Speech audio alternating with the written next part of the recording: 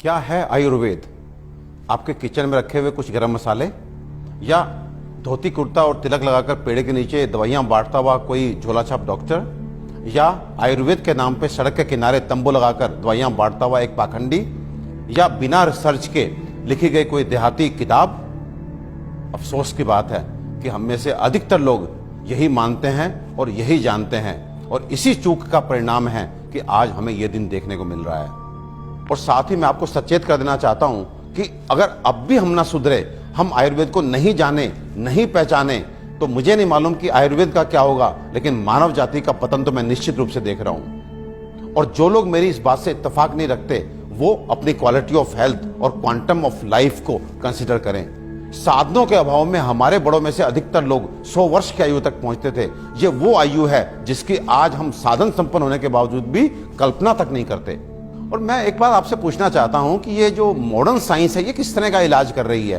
कि आपको यदि शुगर हो गया तो आप दवाई खाइए, कब तक? जिंदगी भर। आपको ब्लड प्रेशर हो गया, आप दवाई खाइए, कब तक?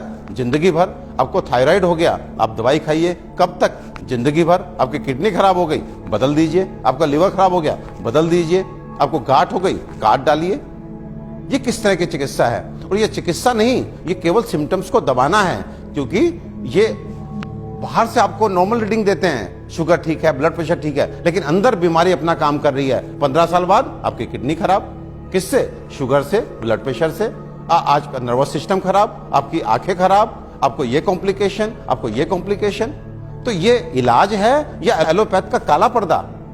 अपने 20 साल के क्लिनिकल एक्सपीरियंस से आपको बता देना चाहता हूं, ये जो आयुर्वेद विज्ञान है, ये समुद्र से भी गहरा, हिमालय से भी ऊंचा ऐसा जीवन का विज्ञान है जो आपके शरीर में और मन में किसी भी अवांछित परिवर्तन के बारे में आपको न केवल जानकारी देता है, बल्कि उसे जड़ से मिटाने के लिए पुख्ता इलाज भी देता है।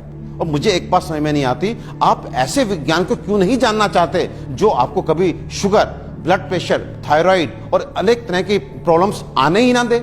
और यदि दुर्भाग्य से आ गई, आपके जेनेटिक कॉम्पोजिशन इस तरह का है कि आपको ये बीमारियां लग जाती हैं, तो इनसे कैसे आप बचे रहें और कैसे आप ठीक हो सकते हैं, इसके बारे में भी पुख्ता जानकारी दे।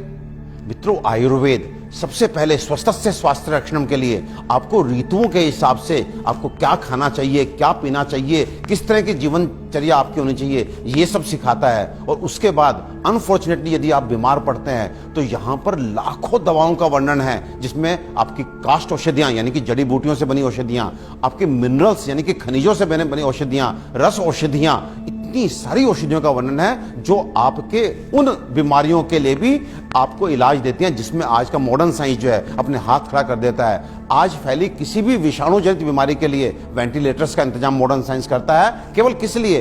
इसलिए कि वो तब तक आपको जीवित रख सके जब तक वायरस अपने आप आपको छोड़ के नहीं चला जाता। तो ये किस तरह का इलाज है? जबकि आयुर्वेदिक औषधियां ऐसी हैं जो सीधे जाके वायरस को मार के आपको बीमारी से बाहर लेके आती हैं, आपको मौत से मुके बाहर लेकर के आती हैं। तो दोस्तों, विश्वास कीजिए, अपने आयुर्वेद को मान दीजिए, सम्मान दीजिए, जानिए, पहचानिए, अपनाइए और अपने जीवन को, अपनी हेल्थ को अच्छा कीजिए।